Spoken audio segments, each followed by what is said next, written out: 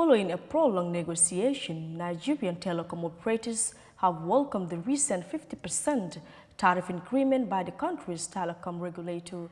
While authorities emphasize the need for the latest tariff adjustment, some consumers say the new price argumentation is not implemented at the appropriate time amid growing internet demand.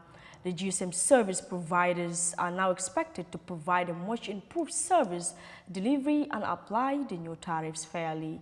Here is more in this report. Social media influencer Queen Ibaningo is a heavy user of the internet, subscribing to the services of some of the telecoms operators in the country.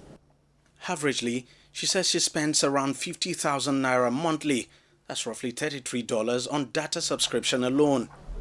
With the new telecoms tariff hike, she would see her spending on data double. So I personally feel it's not a good time to actually even increase this tariff. At least this should even be the time that they should even bring it down. You understand? Because people, I think companies, businesses, everyone now even functions on social media. Like me now, my personal business is on social media. And trust me, if it's going to increase, like now it has increased, I even have to even increase my costs because I have to still deliver my services to my clients. So now I still have to increase my cost. Telecoms operators have welcomed the adjustments, saying it's long overdue. They had been pushing for a 100% tariff hike before eventually settling for 50% with the country's telecoms regulator, Nigerian Communications Commission, NCC. We'll start with to enable the operators to start providing adequate services to the consumers, stabilizing the networks, and give enough headroom for them to invest in future deployment of infrastructure around the country.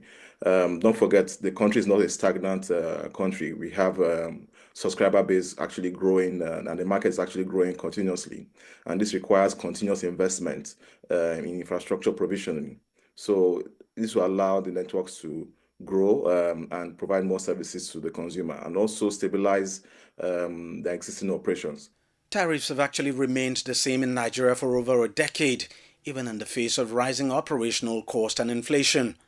Authorities say the situation is no longer sustainable and that adjustments actually need to be made to close the widening gap between cost of operations and the rates charged for services. What we've done with them is saying that telecommunication services are now extremely important to our people. So it's not something you can just increase price haphazardly.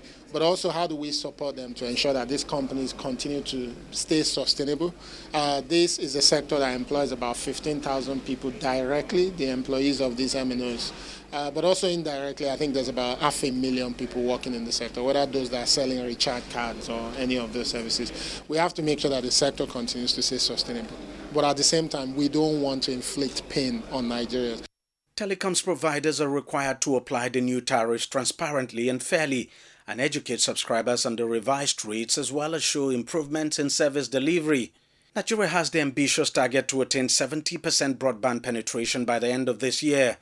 But there are concerns that tariff adjustments could make it even harder to attain the target, which had been facing challenges even before the announcement of the tariffs hike. So it's a double-edged sword where if you keep it low and these companies are not making enough money to continue to invest, that penetration is not going to happen. But what government is also now doing is saying we will not leave it to private sector alone, which is why we started the 90,000 kilometers fiber optic network that we want to build.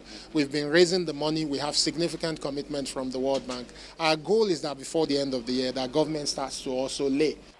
Mobile network operators are expected to begin to implement the new tariff regime sometime in February, but some subscribers' bodies are already threatening a legal showdown, insisting that the 50% hike is too much for consumers to bear.